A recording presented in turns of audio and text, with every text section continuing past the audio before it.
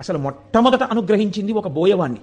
వెంకటేశ్వర స్వామి వారికి చామదుంపలు తేనెలో పెట్టి పెట్టి ధన్యత పొందినవాడు ఆయన. ఒక రోజున చామదుంపలన్నిటినీ ఉడికించి మెత్తగా అయిపోయాయని చూసి తేనె పట్టుకొచ్చి దోణిలో పోయివే పట్టుకెడతాను వెంకటేశ్వరుడికి అన్నాడు. ఆవిడ చూసింది తేనె అయిపోయిందండి భార్య.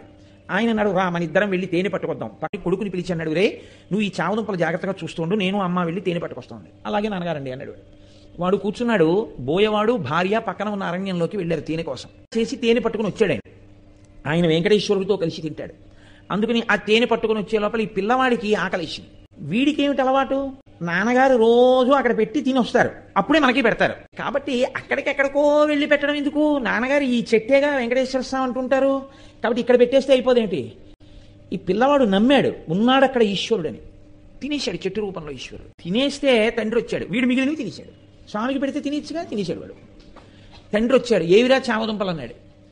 నాన్నగారండి ఈ చెట్టులోనేగా స్వామి ఉన్నారన్నారు, మీరు రమ్మన్నాను, ఆకలేసేస్తోంది స్వామి, ఉండలేను నాన్నగారు వచ్చే వరకు, నేను తినాలంటే మీకు పెడితే కానీ తినద్దంటారు కదా నాన్నగారు, మీరు వస్తే నా స్వామి మీరు తినేద్దరు కానీ నేను తినేస్తాను, రండి స్వామి అని అడిగాను. వచ్చారు, పెట్టాను, తినేశారు. తండ్రికి ఎక్కడ లేని కోపం వచ్చింది. చెట్టుకు పెట్టావా, తిన్నాడా వెంకటేశ్వరుడు? ఆయన అమాయకత్వం ఆయింది. ఎంత పనిచేశావురా అని ఆ చేతిలో కత్తి ఒకటి పట్టుకుని వెళ్ళాడు ఆయన. ఆ కోపంలో ఒళ్ళు తెలియకుండా కత్తి ఎత్తి పిల్లాన్ని కొట్టబోయాడు.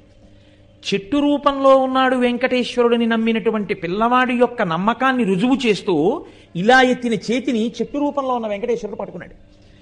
ఎవరు పట్టుకున్నారు చెయ్యని వెనక్కి తిరిగి చూశాడు.